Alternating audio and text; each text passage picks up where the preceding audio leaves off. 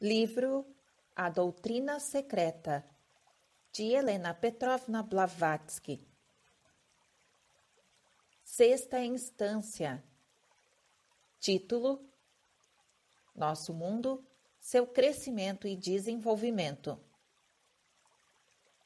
Item número 1.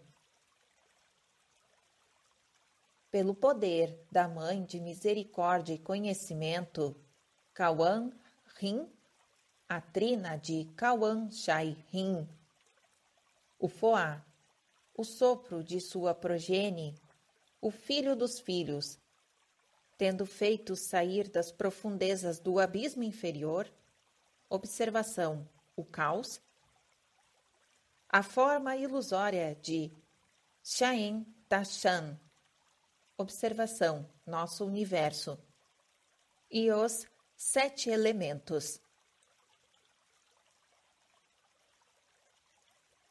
Como a instância foi traduzida do texto chinês, conservaram-se os nomes dados como equivalentes dos termos originais.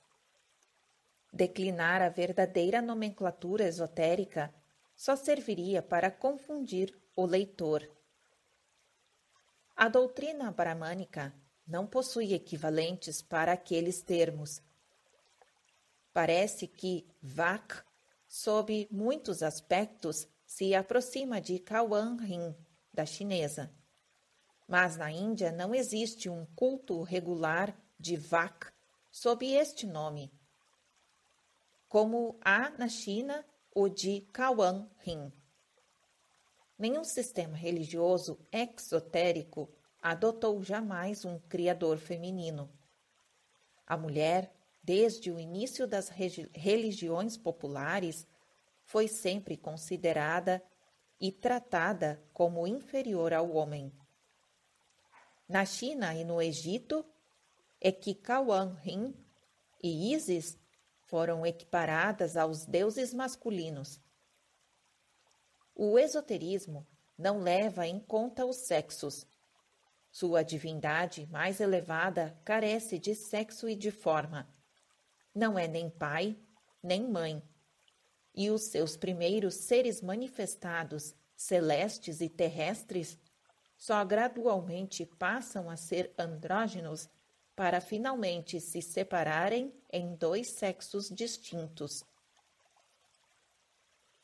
Veremos agora as observações comentadas do item 1, letra A. A Mãe de Misericórdia e de Conhecimento. É chamada a trina de Kawan Shai Rin, porque em suas correlações metafísicas e cósmicas é a mãe, a esposa e a filha, o Logos, da mesma forma que nas últimas versões teológicas se converteu em Pai, Filho e Espírito Santo feminino. A Shakti, ou energia, a essência dos 3. Assim, no esoterismo dos Vedantinos, Daivi Prakrit, a luz manifestada por meio do Ishvara, o Logos. Observação número 3. Registrado no livro A Teosofia, em fevereiro de 1887, páginas 305. Continuação da narrativa.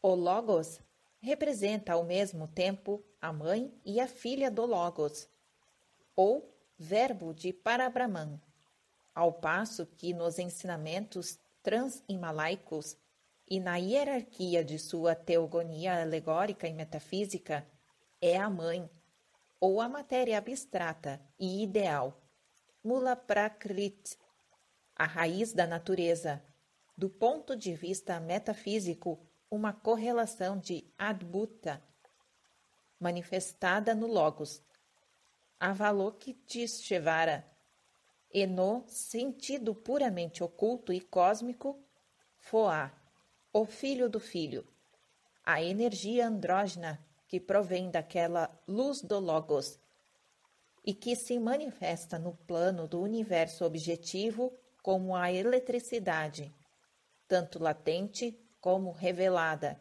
que é a vida. Agora segue um trecho de um texto de T. Subbarao, que diz: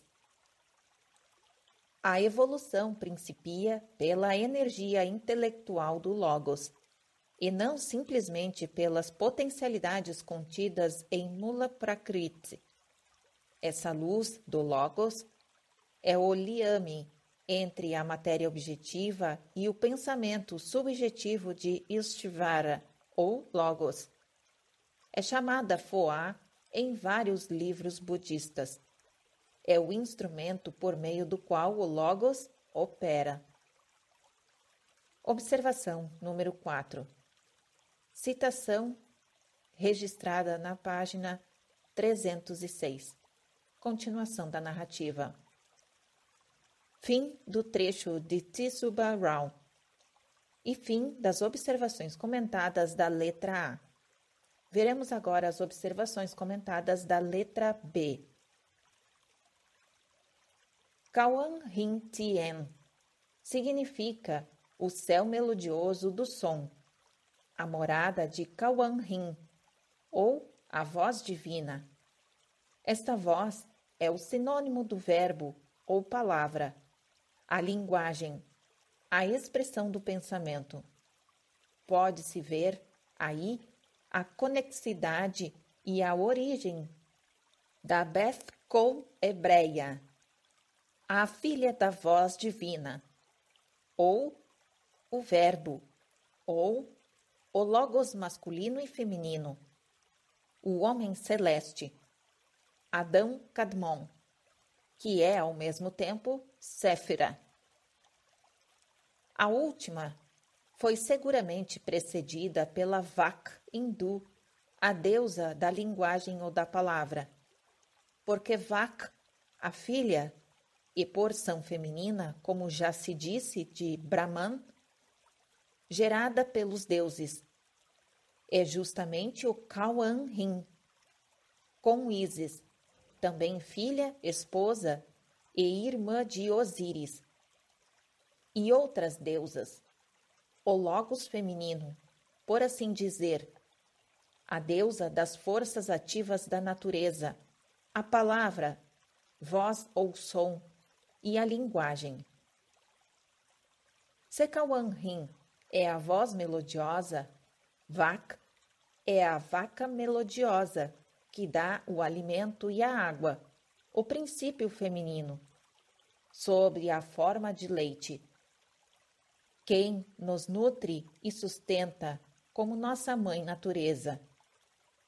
Ela está associada a Prajapat, na obra de criação. É a fêmea ou o macho, ad libitum, como Eva o é com Adão. É uma forma de Adit, o princípio superior ao éter, de Akasha, síntese de todas as forças da natureza. Assim, Vak e Kawan Rin são ambas o poder mágico do som oculto na natureza e no éter, aquela voz que faz sair do caos e dos 7 elementos o Xian Chan, a forma ilusória do universo. Vê-se, por isso, em Manu, Brahma ou Logos, dividindo o seu corpo em 2 partes, masculino e feminina, e criando nesta última, que é Vak, o Viraj, o qual ele é próprio, ou Brahma novamente.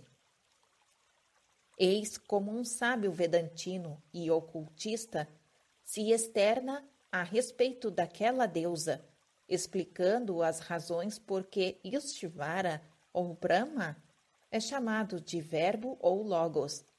Em última análise, porque lhe dão o nome de Sabda, Brahman. A explicação que vou apresentar há de parecer sobremodo mística, mas, embora mística, tem muita significação das mais transcendentes, se devidamente compreendida. Diziam os nossos escritores antigos que há 4 espécies de Vak. Veja-se o Rig Veda e os Upanishads. Vaikhari, Vak, é como preferimos dizer. Cada espécie de Vaikhari Vak existe inicialmente em sua forma Madhyayama, depois na Dipashayanti e finalmente em sua forma Para. Observação número 5.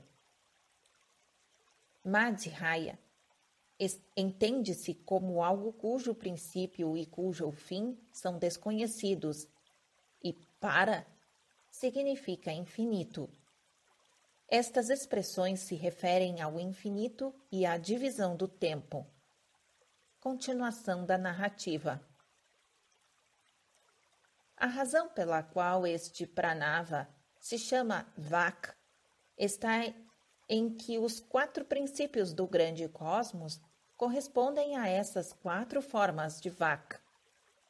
Por outra parte, todo o sistema solar manifestado existe em sua forma Sukshma, na luz ou na energia do Logos, porque a sua energia é arrebatada e transferida para a matéria cósmica.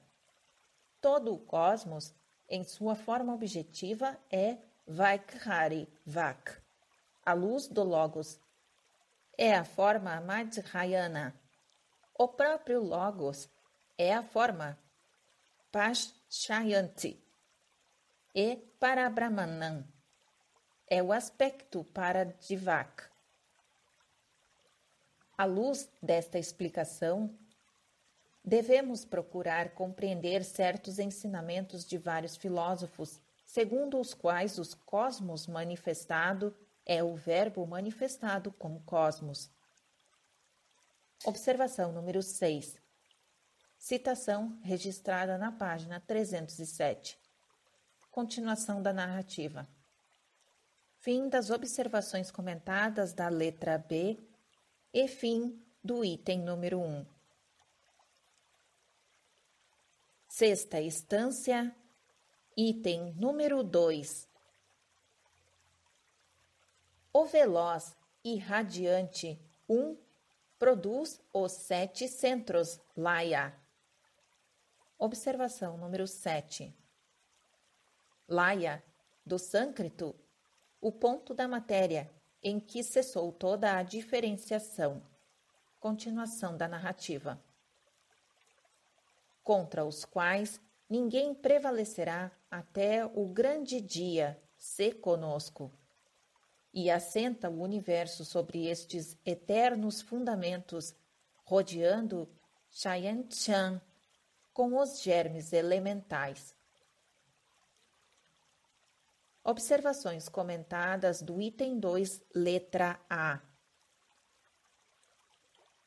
Os 7 centros Laya são os 7 pontos zeros, tomando a palavra zero no mesmo sentido que lhe dão os químicos. Em esoterismo, indica o ponto em que se começa a contar a escala de diferenciação. A partir destes centros, além dos quais a filosofia esotérica nos permite captar os vagos contornos metafísicos dos 7 filhos de vida e de luz, os 7 logos dos pensadores herméticos e de outros filósofos, tem início a diferenciação dos elementos que entram na constituição do nosso sistema solar. Tem-se perguntado com frequência qual a definição exata de Foá e quais os seus poderes e funções, visto parecer que exerce os atributos de um Deus pessoal semelhante aos das religiões populares. A resposta vem de ser dada no comentário da quinta instância, conforme foi expresso com muita justeza nas conferências sobre o Bhagavad Gita. Todo o universo deve necessariamente existir na fonte una de energia, de onde emana esta luz, Foá. Quer consideremos como 7 ou somente como 4 os princípios dos cosmos e do homem, as forças da natureza física são 7, e afirma a mesma autoridade que Prajna, ou a capacidade de percepção, existe sob 7 diferentes aspectos que correspondem a outras tantas condições da matéria. Porque, assim como o ser humano se compõe de 7 princípios, assim também a matéria diferenciada do sistema solar existe em 7 condições diferentes. Observação número 8. Trecho registrado no artigo Os 5 anos da Teosofia. Deus pessoal e impessoal, páginas 200. Continuação da narrativa. O mesmo ocorre em relação a Foá, que tem vários significados, como já dissemos. Foá é chamado o construtor dos construtores. A força que personifica formou a nossa cadeia setenária. E 1 e 7. E na esfera cósmica está por trás de todas as manifestações conhecidas como luz, calor, som, coesão, etc., etc., sendo o espírito da eletricidade, que é a vida do universo. Como abstração, nós o chamamos a vida una. Como realidade objetiva e evidente, falamos de uma escala setenária de manifestação que começa no grau superior com a causalidade una e incognoscível e termina como mente e vida onipresentes, emanamentes em cada átomo de matéria. Assim, enquanto a ciência fala de uma nova evolução através da matéria grosseira, das forças cegas e do movimento inconsciente, os ocultistas indicam a lei inteligente e a vida senciente, acrescentando que Foá é o espírito que conduz e guia tudo isso.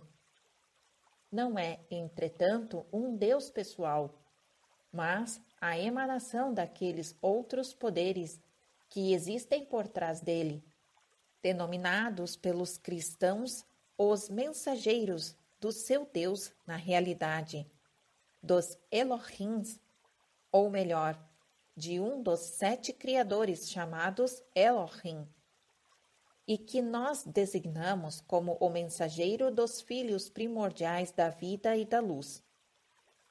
Fim das observações comentadas da letra A. Veremos agora as observações comentadas da letra B. Os germes elementais. De que Foá semeou Xian Shan, o universo, desde Tien-Sin, os céus da mente, ou o que é absoluto, são os átomos da ciência e as mônadas de Leibniz. Fim das observações comentadas da letra B. Continuação da narrativa. Sexta estância, item número 3. Dos 7. Observação número 9. São os elementos. Continuação da narrativa.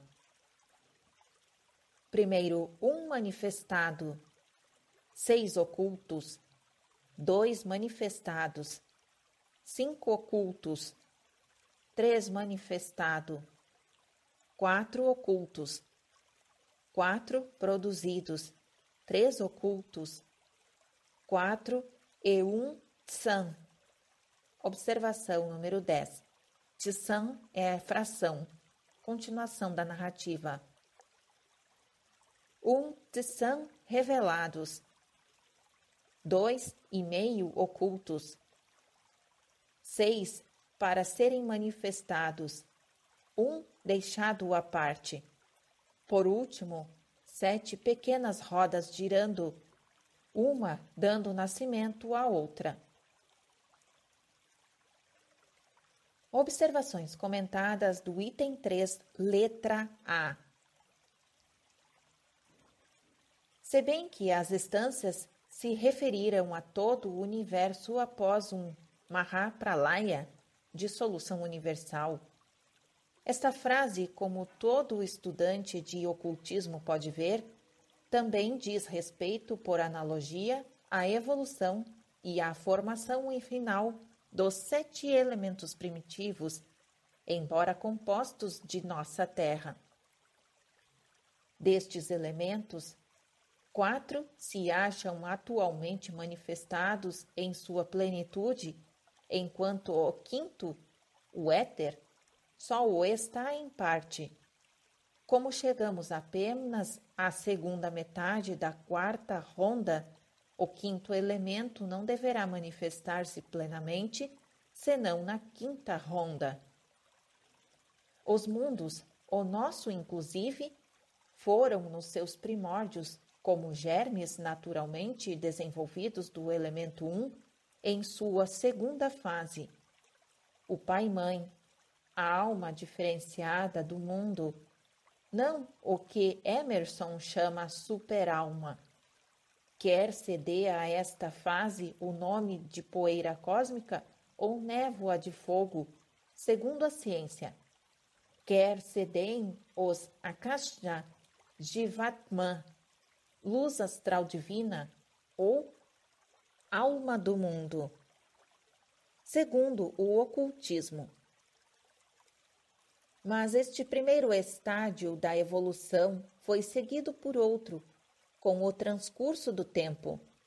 Nem mundos, nem corpos celestes podem ser construídos no plano objetivo antes que os elementos se houvessem diferenciado suficientemente do ilus primitivo, em que faziam quando repousavam em Laya. Este último termo é sinônimo de nirvana. É realmente a dissociação nirvânica de todas as substâncias que retornam depois de um ciclo de vida ao estado latente de sua condição primária. É a sombra luminosa mais incorpórea da matéria que foi o reino do negativo, onde durante o período de repouso permanecem latentes as forças ativas do universo. Por falar em elementos, hoje se reprocha aos antigos o haverem suposto que os elementos eram simples e indecomponíveis. As sombras de nossos antepassados pré-históricos poderiam desenvolver a censura aos nossos físicos modernos, agora que as novas descobertas da química levaram o Dr. Crookes, FRS, a admitir que a ciência ainda se encontra a 1000 léguas de conhecer a natureza complexa das moléculas mais simples. Por ele sabemos que a molécula realmente simples e por completo homogênea é terra incógnita para a química. Onde podemos traçar a linha? Pergunta. Não há meio algum de sair desta perplexidade?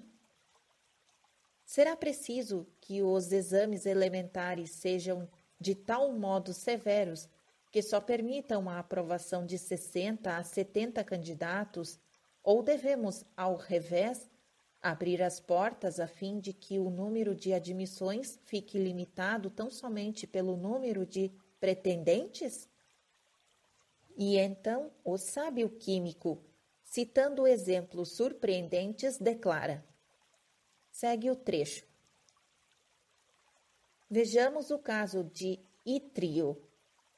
Possui um peso atômico definido e apresenta todas as características de um corpo simples, parecendo um elemento ao qual poderíamos, é verdade, acrescentar alguma coisa, mas de qual nada poderíamos tirar.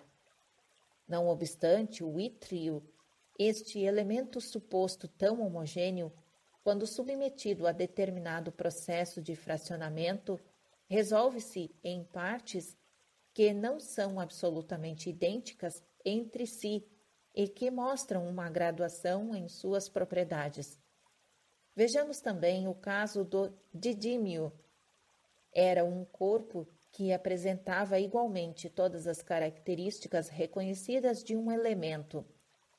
Com muita dificuldade, conseguiu-se separá-lo de outros corpos que o assemelham em muitos aspectos, e durante esta operação passou pelos mais severos tratamentos e foi objetivo de exames os mais rigorosos. Surgiu então outro químico que, submetendo este pretenso corpo homogêneo a um processo especial de fracionamento, o decompôs em 2 corpos, o praseodímio e o neodímio, entre os quais são perceptíveis certas diferenças. Demais, não temos ainda a certeza de que os praseodímio e o neodímio sejam corpos simples. Pelo contrário, também mostram tendências de fracionamento. Ora, se o que se supõe ser um elemento dá origem, quando submetido a certo tratamento, a moléculas dessemelhantes, temos o direito de indagar se os resultados idênticos não seriam obtidos com outros elementos, talvez com todos, uma vez tratados convenientemente. Podemos igualmente perguntar em que ponto seria preciso deter o processo de classificação, processo que está visto pressupõe variações entre as moléculas individuais de cada espécie, e nestas sucessivas separações deparamos, como é natural, corpos que se aproximam cada vez mais uns dos outros. Observação número 11. Este discurso foi feito perante a Sociedade Real de Química em março de 1888. Continuação da narrativa. Repetimos, não se justifica a censura irrogada aos antigos. Os filósofos iniciados da antiguidade, pelo menos, não devem ficar sob aquela increpação. Foram eles que, desde o começo, inventaram as alegorias e os mitos religiosos. Se ignorassem a heterogeneidade dos elementos, não teriam criado personificações do fogo, da água, do ar, da terra e do éter. Os seus deuses e deusas cósmicos não teriam sido favorecidos com a posterioridade composta de tantos filhos e filhas que não representam senão outros elementos oriundos de cada um dos elementos respectivos. A alquimia e os fenômenos ocultos teriam sido uma ilusão e um logro, mesmo em teoria. Se os antigos ignorassem as potencialidades, as funções correlativas e os atributos de cada elemento que entra na composição do ar, da água, da terra e também do fogo. Este último, ainda hoje, é terra incógnita para a ciência moderna, que se vê forçada a dar-lhe nomes como movimento, evolução da luz e do calor, estado de ignição e etc. Em uma palavra, a defini-lo por seus aspectos exteriores, visto ignorar-lhe a verdadeira natureza. Mas o de que a ciência moderna não parece ter se dado conta é que, por diferenciados que fossem aqueles simples átomos químicos, os quais a filosofia arcaica chamada os criadores de seus respectivos progenitores, pais, irmãos e maridos de suas mães, sendo estas mães filhas de seus próprios filhos, como Adit e Daksha, por exemplo, por diferenciados que fossem no início, aqueles elementos não eram os corpos compostos que a ciência dos nossos dias conhece sob este nome. Nem a água, nem o ar, nem a terra, sinônimo dos sólidos em geral, existiam em sua forma atual, representando os 3 únicos estados de matéria reconhecidos pela ciência, porque todos eles, até mesmo o fogo, são produções já recombinadas pelas atmosferas dos globos completamente formados, de modo que nos primeiros períodos da formação da Terra eram algo de todo em todo, sui generis. Agora que as condições e as leis do nosso sistema solar se acham plenamente desenvolvidas e que a atmosfera de nossa Terra, como as de todos os demais globos, se tornou, por assim dizer, um cadinho próprio, ensina a ciência oculta que, através do espaço, ocorre uma contínua troca de moléculas, ou melhor, de átomos, que se correlacionam, permutando assim, em cada planeta, os seus combinados equivalentes. Alguns homens de ciência, dentre os mais eminentes físicos e químicos, começam a suspeitar esse fato, que os ocultistas conhecem desde há séculos. O espectroscópio apenas mostra a similaridade provável como evidência externa da substância terrestre e da substância sideral. É incapaz de ir mais longe ou de esclarecer se os átomos gravitam ou não, uns em relação aos outros, da mesma maneira e nas mesmas condições em que se presume que o fazem física e quimicamente em nosso planeta. A escala de temperatura do mais alto ao mais baixo grau que se possa conceber, admite-se que é a mesma em todo o universo. Entretanto, as suas propriedades, salvos de dissociação e reassociação, diferem em cada planeta.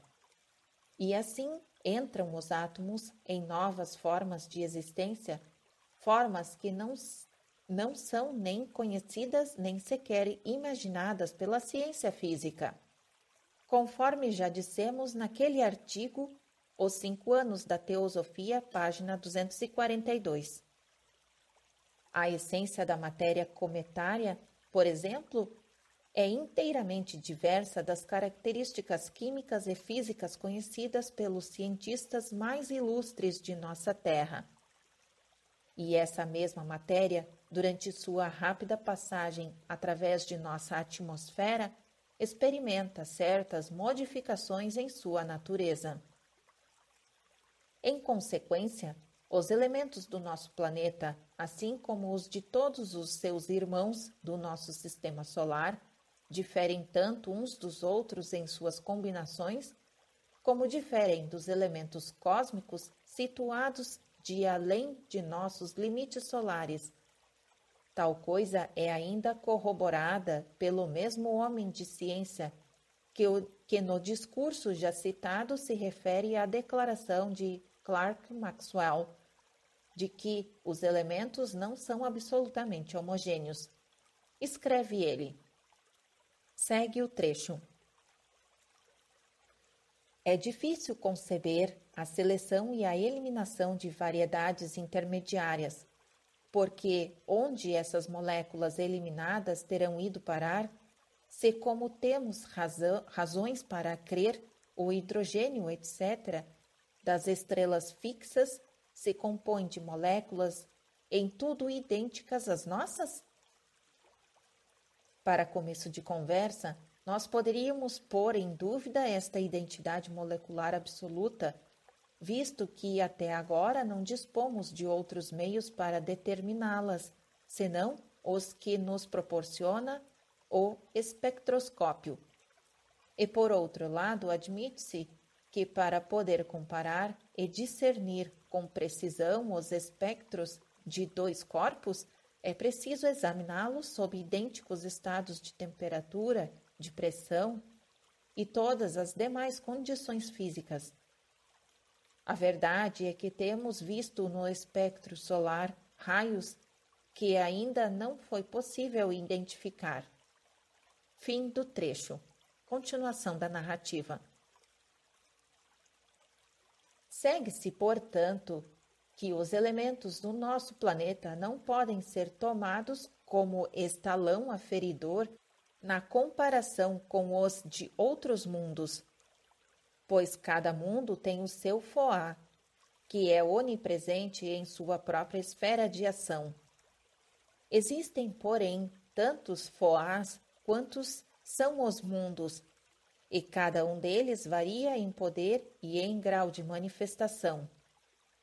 Os Foás individuais perfazem um Foá universal e coletivo, o aspecto entidade da não-entidade una e absoluta, que é a aceidade absoluta, Sat. Está escrito que milhões e milhões de mundos são produzidos em cada Manvantara. Deve haver, por isso, muitos Foás, que nós consideramos como forças conscientes e inteligentes. Isto, sem dúvida, o mau grado das mentalidades científicas. Não obstante, os ocultistas, que têm boas razões para tal, consideram como verdadeiros estados da matéria, ainda que suprassensíveis, todas as forças da natureza, e como objetos suscetíveis de percepção para os seres dotados dos sentidos adequados. Encerrado no seio da Eterna Mãe, em seu estado prístino e virginal, todo átomo nascido além dos umbrais do seu reino está votado a uma incessante diferenciação. A mãe dorme, mas está sempre respirando. E a cada expiração envia ao plano de manifestação os seus produtos proteicos, os quais, arrastados pela onda da correnteza, são disseminados por Foá e conduzidos para esta ou aquela atmosfera planetária, ou para o espaço além. Uma vez apreendido por uma dessas atmosferas, o átomo se perde, desaparecendo sua pureza original de maneira definitiva, a não ser que o acaso o dissocie daquela, levando-a a uma corrente de efluxo, termo ocultista que significa um processo inteiramente diverso daquele que a expressão implica ordinariamente, quando ele pode ser novamente arrastado à fronteira em que antes havia sucumbido e tomar o rumo não do espaço de cima, mas do espaço interior, sendo posto em um estado de equilíbrio diferencial e felizmente reabsorvido. Se um ocultista alquimista verdadeiramente sábio se dispusesse a escrever a vida e as aventuras de um átomo, expor-se-ia ao supremo desprezo do químico moderno, mas, quem sabe, talvez viesse a granjear mais tarde a sua gratidão. Efetivamente, se por acaso sucedesse que este químico imaginário, tocado pela intuição, se decidisse a fugir por um momento à rotina convencional da ciência exata, à semelhança dos antigos alquimistas, é bem possível que a sua audácia fosse recompensada. Seja como for, o sopro do pai-mãe sai frio e radiante, torna-se quente e corrompido, e depois esfria novamente, purificando-se no eterno seio do espaço interno, diz o comentário. O homem absorve ar puro e fresco no alto da montanha e o expira quente, impuro e transformado. Da mesma forma, representando a atmosfera superior, a boca de cada globo, e a inferior, os seus pulmões, o homem do nosso planeta não respira senão as impurezas da mãe, e por isso está condenado a morrer nele. Aquele que pudesse transformar o indolente oxigênio em ozônio, com certo grau de atividade alquímica, reduzindo-o à sua essência pura, e há meios para fazê-lo, Teria assim descoberto um sucedâneo do elixir da vida e poderia prepará-lo para os usos práticos. Fim das observações comentadas da letra A. Veremos agora as observações comentadas da letra B.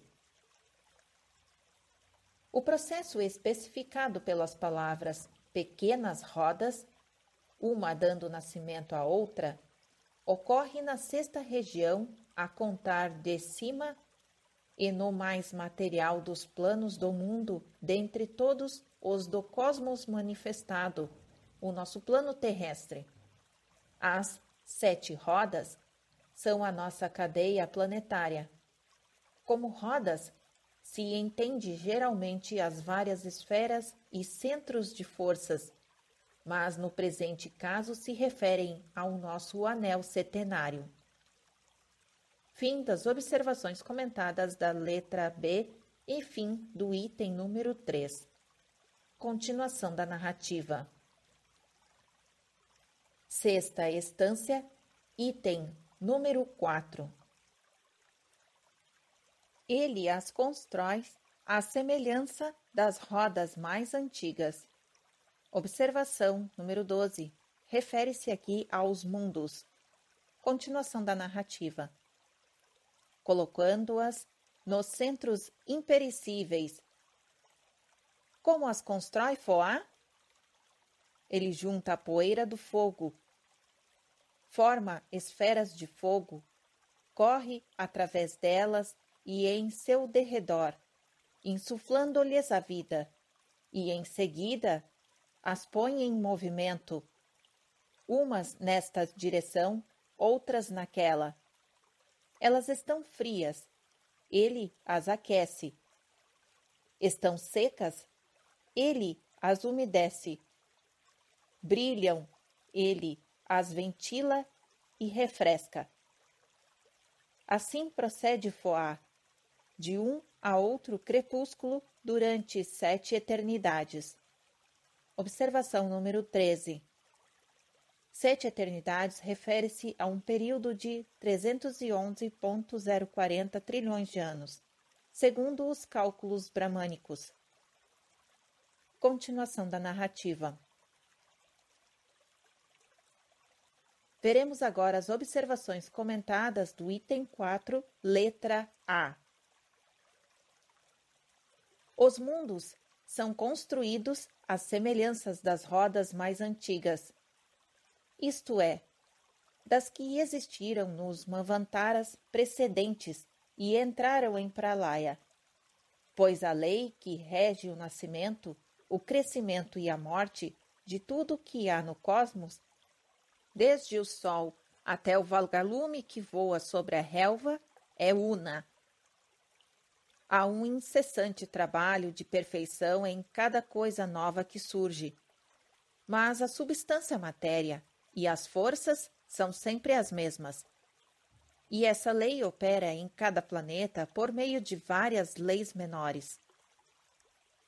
Os centros, Laya, imperecíveis, têm grande importância, e é preciso que a sua significação seja bem compreendida se queremos possuir um conceito claro da cosmogonia arcaica, cujas teorias são hoje apresentadas pelo ocultismo.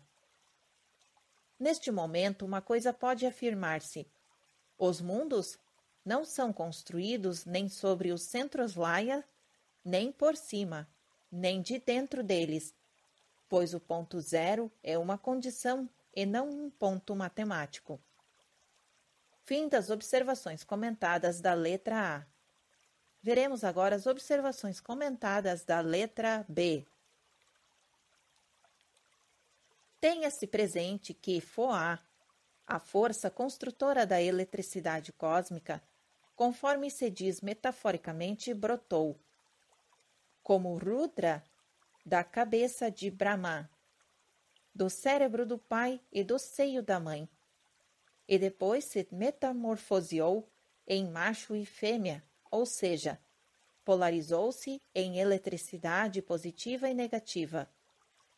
Ele tem 7 filhos, que são os seus irmãos. Foá vê-se obrigado a nascer mais uma vez, sempre que 2 de seus filhos irmãos se deixam aproximar demasiado um do outro, quer seja para se abraçarem, quer para se combaterem. Para evitá-lo, ele une e conssocia aqueles cujas naturezas são opostas e separa-os de temperamentos semelhantes. Como é fácil perceber, isto se refere à eletricidade gerada pela fricção e à lei de atração entre os 2 objetos de polaridades contrárias e de repulsão entre os de polaridades idênticas. Os 7 filhos-irmãos, no entanto, representam e personificam as 7 formas de magnetismo cósmico denominadas, em ocultismo prático, os 7 radicais, e cujos resultados cooperativos e ativos são, entre outras energias, a eletricidade, o magnetismo, o som, a luz, o calor e a coesão, etc., etc. A ciência oculta os define como efeitos suprassensíveis em seu aspecto oculto e como fenômenos objetivos no mundo dos sentidos. Os primeiros requerem faculdades anormais para que possam ser percebidos, e os últimos são cognoscíveis pelos nossos sentidos físicos ordinários. Todos eles são emanações de qualidades espirituais ainda mais suprassensíveis, não personificadas, mas pertencentes a causas reais e conscientes. Tentar uma descrição de tais entidades seria mais do que inútil. Deve o leitor atentar em que, segundo os nossos ensinamentos, que consideram este universo fenomenal como uma grande ilusão, quanto mais próximo um corpo se encontre da substância desconhecida, tanto mais ele se acerca da realidade por estar mais distanciado deste mundo de Maya. Consequentemente, embora a constituição molecular de tais corpos não possa ser deduzida de suas manifestações neste plano de consciência, possuem eles, do ponto de vista do adepto ocultista, uma estrutura nitidamente objetiva, senão material, no universo relativamente numênico, oposto ao fenomenal ou externo. Podem os homens de ciência, se lhes aprouver, chamá-los força ou forças geradas pela matéria, ou ainda modos de movimento de matéria. O ocultismo vê nesses efeitos os elementais, forças, e nas causas diretas que os produzem, obreiros divinos e inteligentes. A conexão íntima dos elementais, guiados pela mão infalível dos regentes, a correlação, poderiam dizer, com os elementos da matéria pura manifesta-se como fenômenos terrestres, tais como a luz, o calor, o magnetismo e etc. É verdade que nunca estaremos de acordo com os substancialistas americanos. Observação número 14. Veja-se também em Arena Científica, uma revista mensal dedicada aos ensinamentos filosóficos do dia e à sua influência sobre o pensamento religioso. Em Nova York, a Wilford Hall, PhD e editor, registrado em julho, agosto e setembro de 1886. Continuação da narrativa.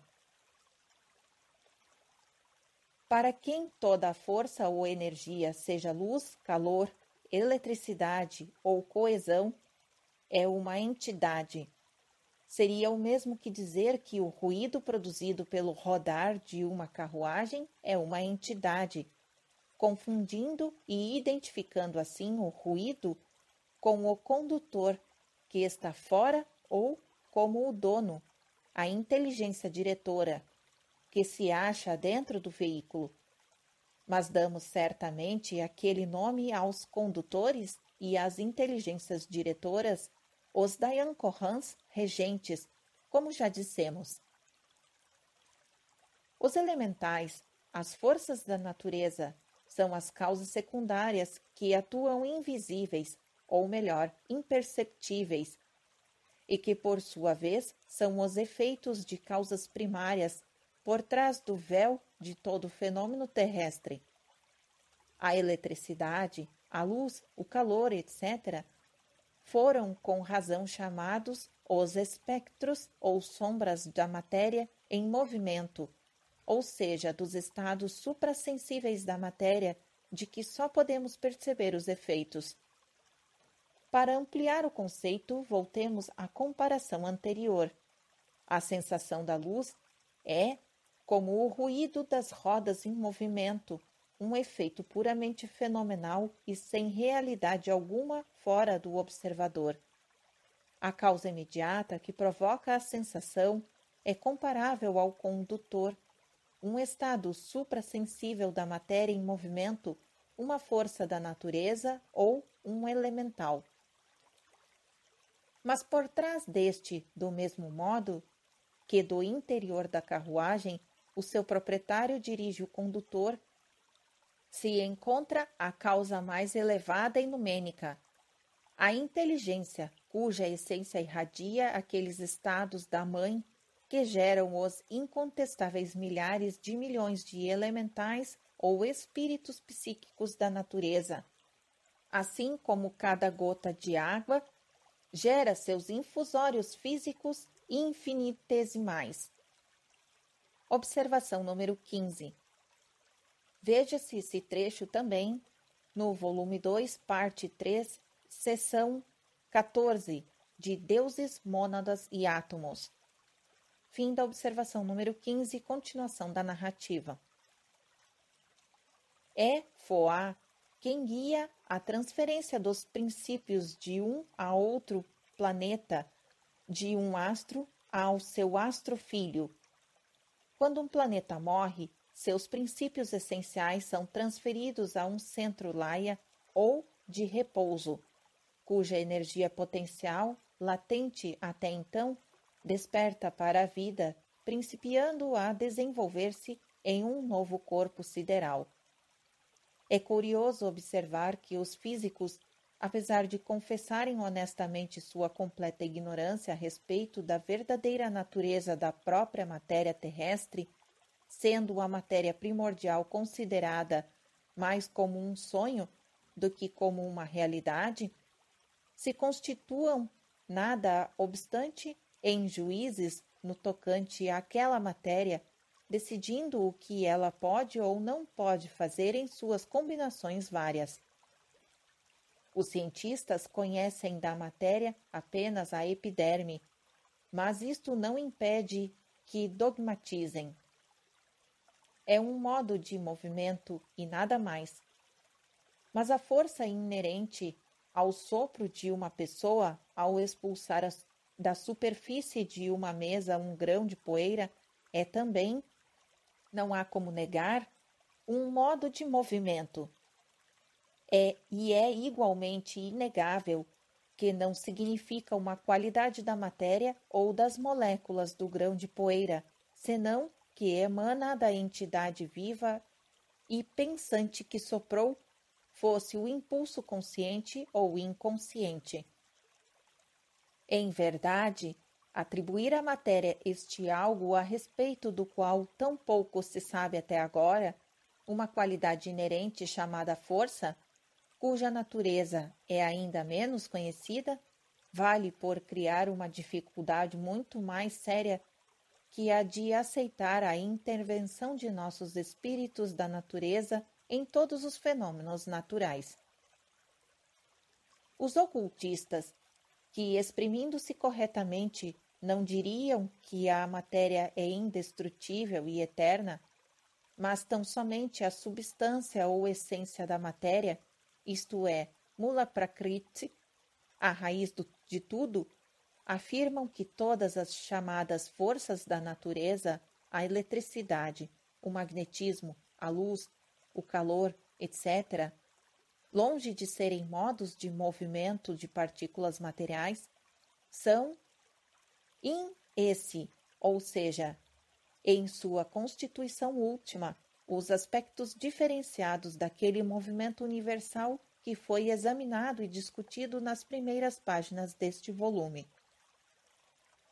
Quando se diz que Foá produz 7 centros Laia, isto quer dizer que, para propósitos formativos ou criadores, a grande lei, os teístas, podem chamá-la Deus.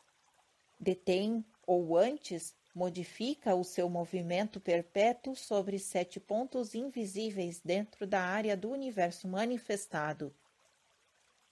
O grande sopro cava através do espaço 7 buracos em Laia para fazê-lo girar durante uma avantara, diz o Catecismo Oculto. Já dissemos que Laia é o que a ciência poderia chamar o ponto ou a linha zero, o reino do negativo absoluto ou a única força absoluta verdadeira, o número do 7 estado daquilo que em nossa ignorância designamos e reconhecemos como força, ou ainda o número da substância cósmica não diferenciada, que em si é um objeto inacessível e incognoscível. Para a percepção finita, a raiz e a base de todos os estados de objetividade e também de subjetividade, o eixo neutro, não um dos muitos aspectos, mas o seu centro. Com o fito de elucidar a significação do que precede, tentemos imaginar um centro neutro, o sonho daqueles que buscam descobrir o movimento perpétuo. Um centro neutro é, sob certo aspecto, o ponto limite de um grupo qualquer de sentidos. Figuremos, por exemplo, 2 planos consecutivos de matéria, correspondendo cada qual a um grupo apropriado de órgãos de percepção.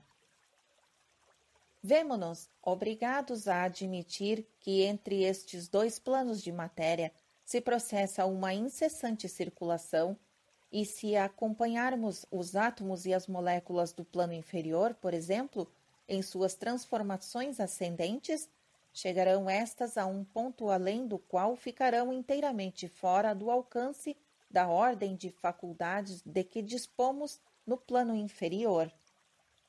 Para nós, efetivamente, a matéria do plano superior ali se desvanece ante a nossa percepção, mas apropriadamente passa ao plano superior e ao estado de matéria que corresponde a semelhante ponto de transição.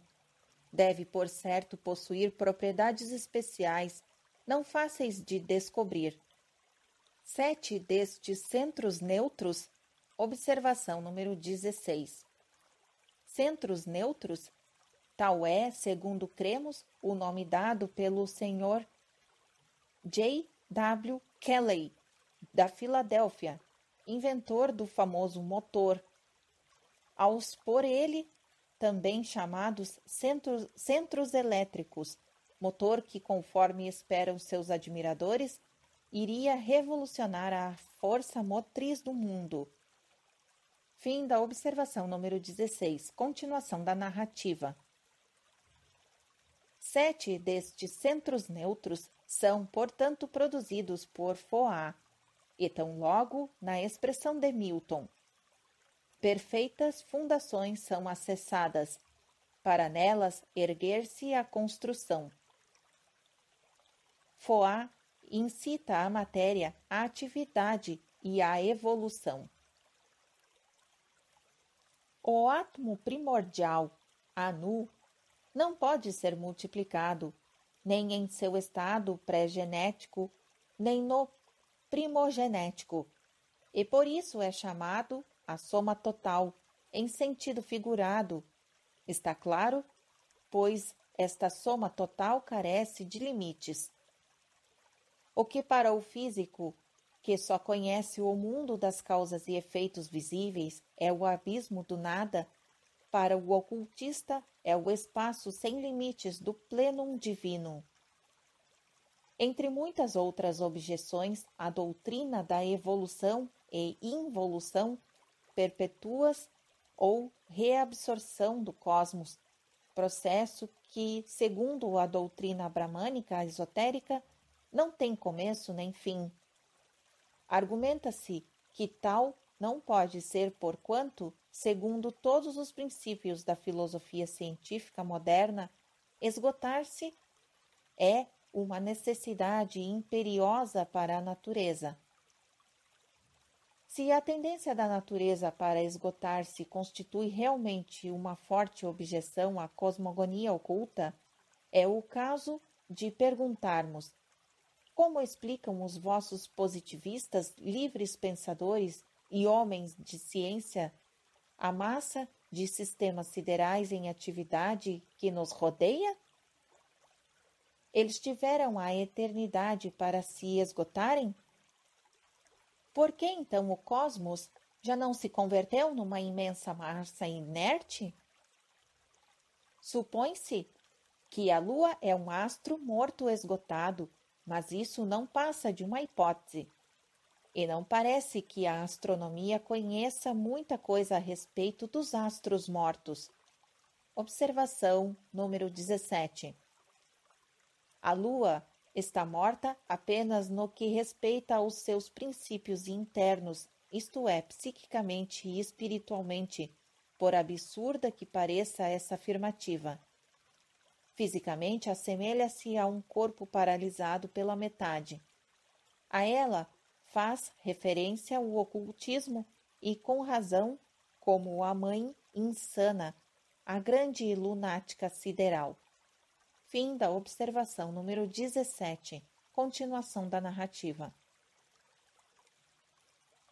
A pergunta não encontra resposta, mas, deixando-a de lado, importa observar que a ideia do esgotamento da energia transformável em nosso pequeno sistema se baseia única e exclusivamente no enganoso conceito de um sol incandescente ao vermelho-branco, que irradia incessantemente o seu calor pelo espaço sem receber compensação.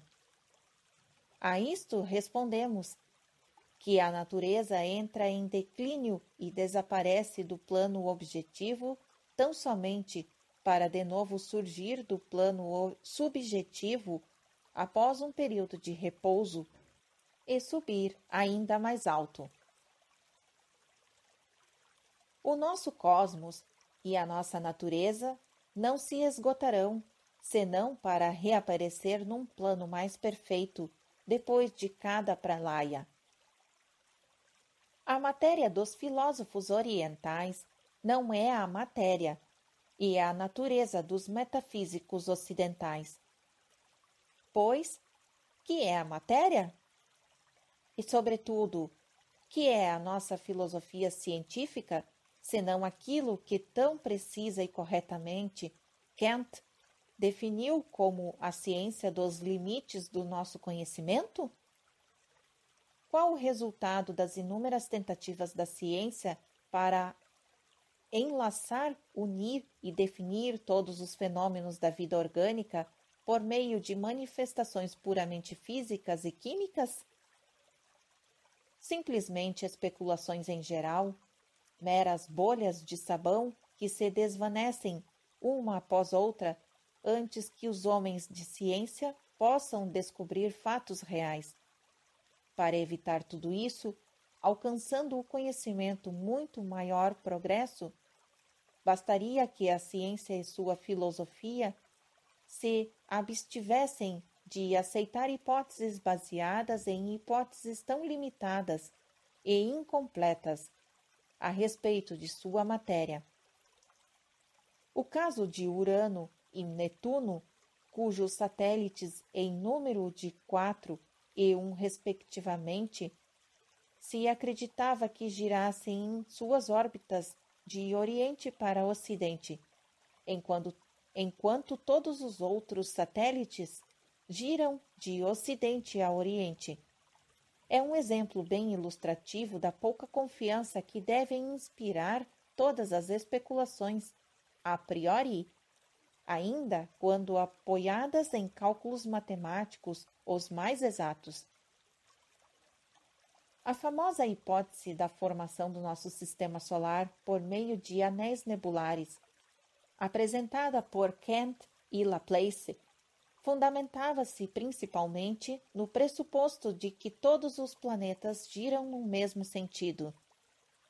E foi neste fato matematicamente demonstrado no tempo de Laplace que o grande astrônomo se apoiou calculando de acordo com a teoria das probabilidades para apostar 3 milhões contra 1 em que o próximo planeta a ser descoberto teria em seu sistema a mesma peculiaridade de movimento para o oeste.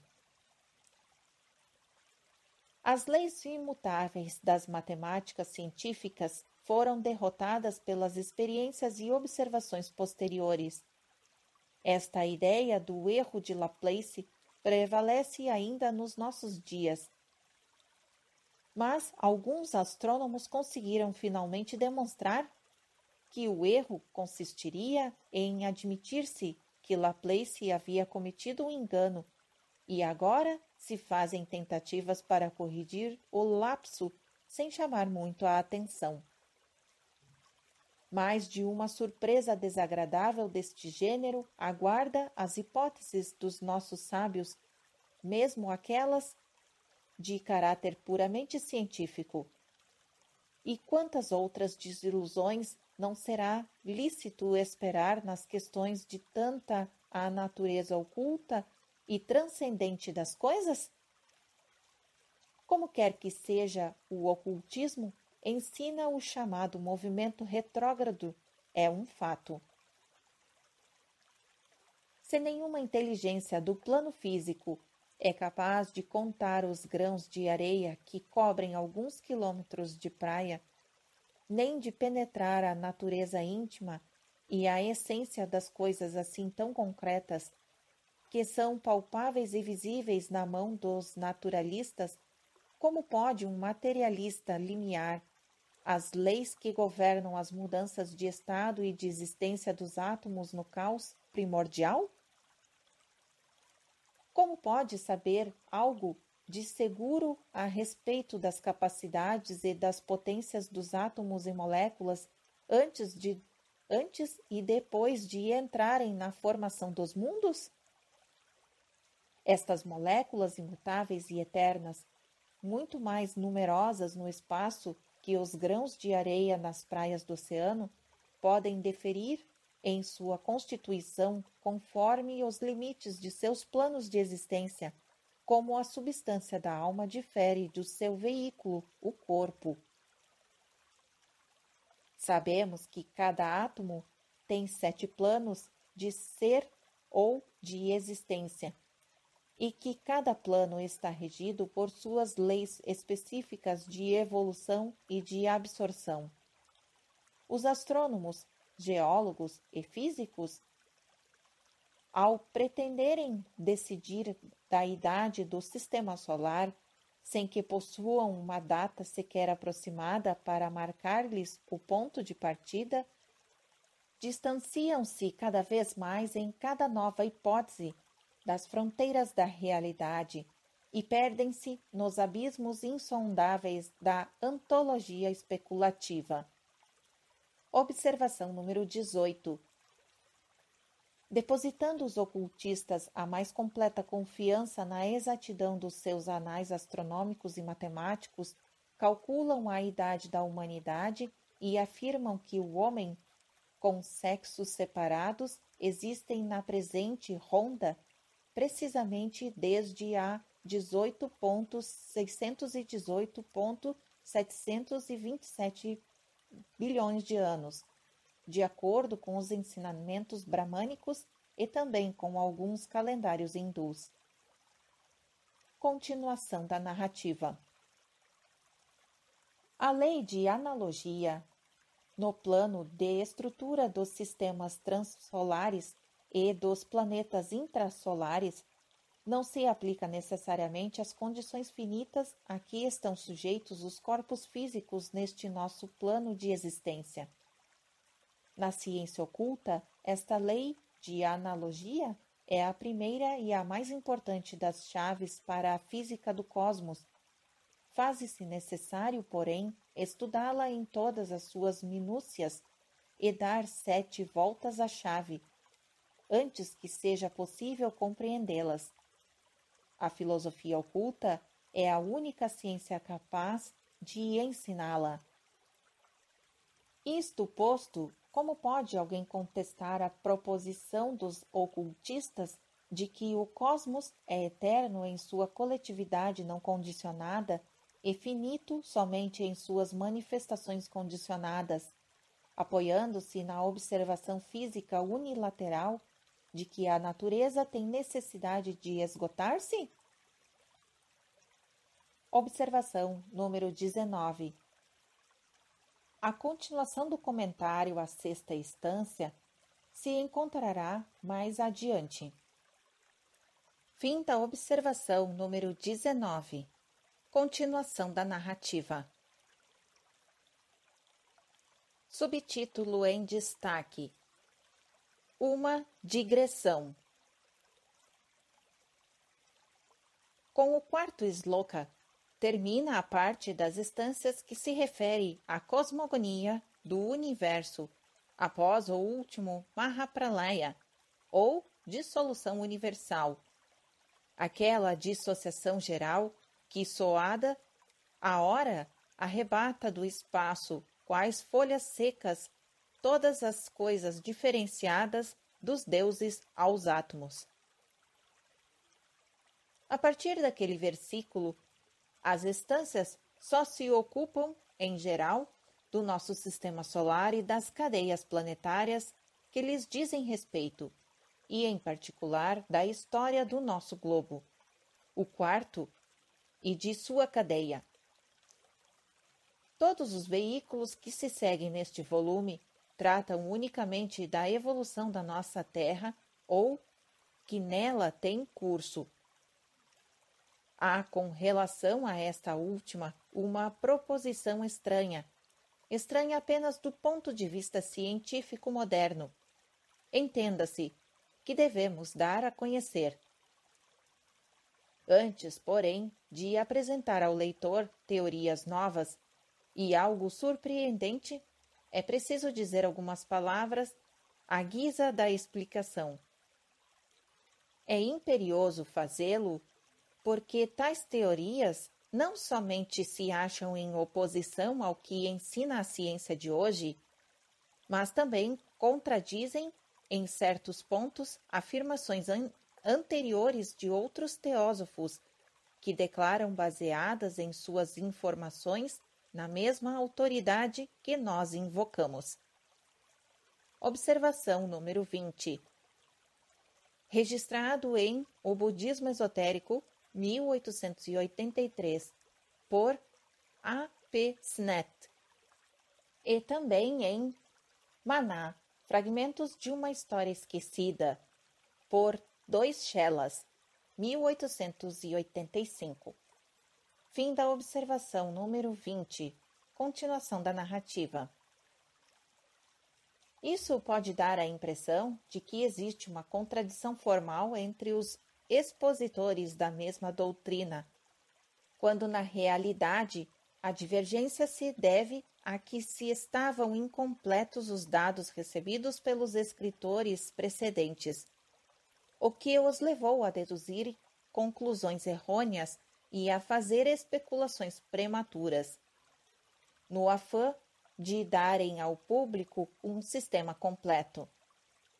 Assim, o leitor que já estava iniciado na teosofia não se deve surpreender de encontrar nestas páginas a retificação de alguns ensinamentos contidos em várias obras teosóficas e também o esclarecimento de certos pontos que ficaram obscuros por estarem certamente incompletos. Muitas foram as questões em que nem sequer tocou o autor de O Esoterismo Budismo, a melhor e a mais esmerada de todas as obras do gênero. Por outra parte, Ele próprio introduziu várias noções errôneas que agora urge apresentar sobre a verdadeira luz mística, quanto seja capaz de fazê-lo quem escreve as presentes linhas.